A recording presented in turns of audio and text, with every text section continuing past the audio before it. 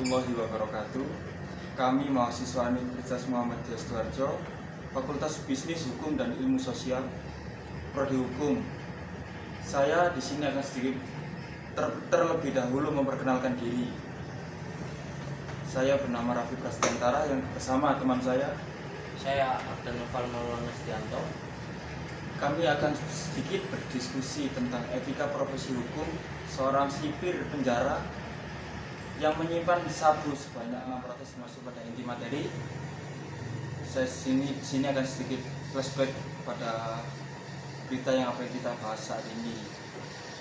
Berita yang marak pada saat tahun 2020 4 Februari, yaitu seorang sipir yang menyimpan sabu 660 gram di dalam rumahnya. Dan menurut Ahdan, apa sih yang mengaruhi seorang sipir tersebut untuk bisa menyimpan sabu sebanyak itu di dalam rumahnya? Kalau menurut saya, mungkin karena faktor lingkungan atau juga bisa faktor dipaksa. Dia nggak tahu dipaksa siapa atau disuruh. Kalau baca di berita ya, itu kayaknya ya dipaksa ya.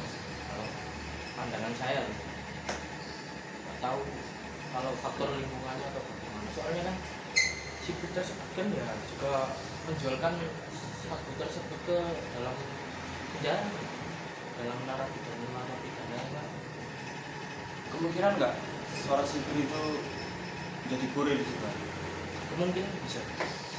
Kemungkinan juga bisa dia menjadi kurir dari bandar sabu yang paling atas ya. Kemungkinan juga bisa karena masih belum tertangkap. Ya, saran saya ya agar polisi bisa menyelesaikan masalah itu. Tapi saya tanyakan lagi, adakah kemungkinan juga seorang polisi atau aparatur apapun itu yang memasok seorang sipir ini, Yang menyuap ya enggak, maksudnya yang ngasih sabu pada sipir tersebut untuk dijual atau diberikan kepada anggota lapas? bisa jadi seperti itu. Dan juga ada ya kan tadi saya kan bilang ada faktor paksaan kan, ada faktor mungkin dari lingkungannya atau masyarakat. Ini misalnya ya, ini kamu jual ke dalam lapas untuk orang-orang yang di dalam, kan bisa juga seperti itu. Bisa.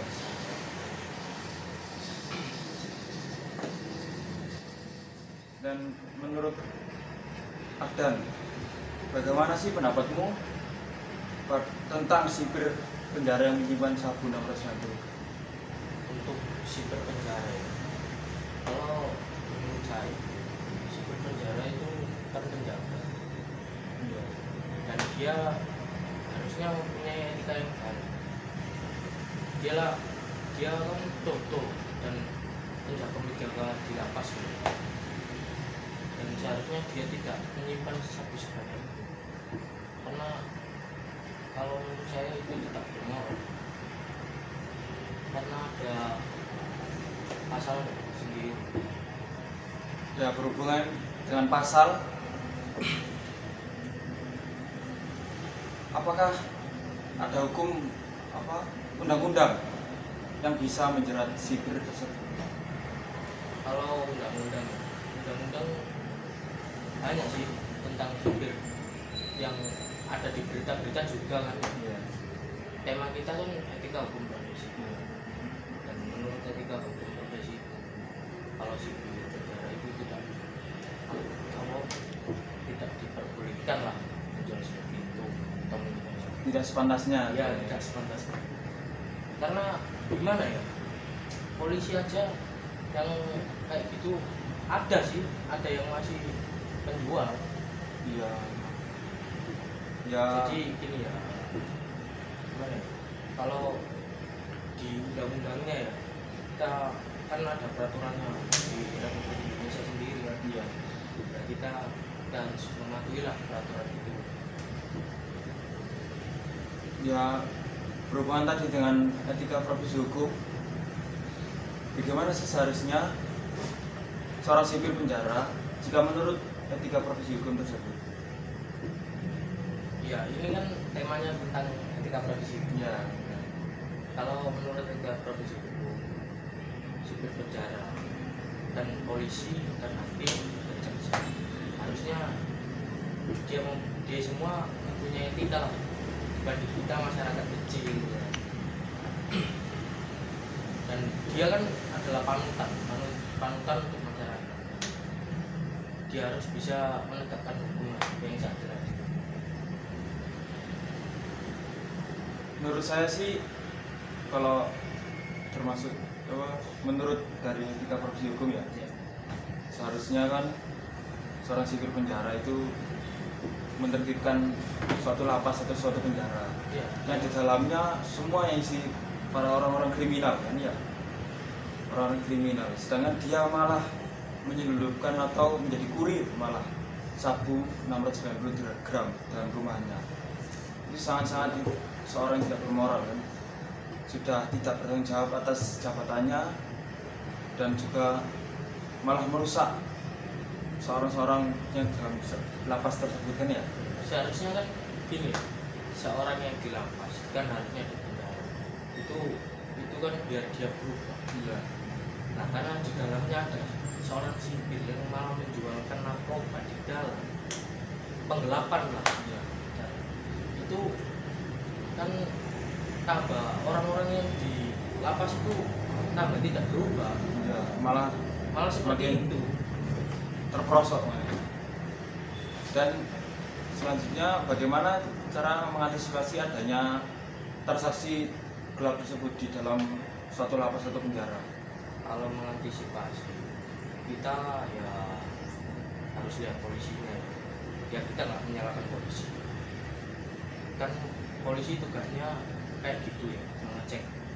Dan seharusnya tidak dicek di masyarakat saja ya, ada masyarakat yang pakai dan menjual narkoba atau sejenis sabu-sabu lah, tapi kan nggak tahu kita polisi seperti apa. Kan ada anggota polisi yang pakai sabu-sabu, minuman keras, banyak.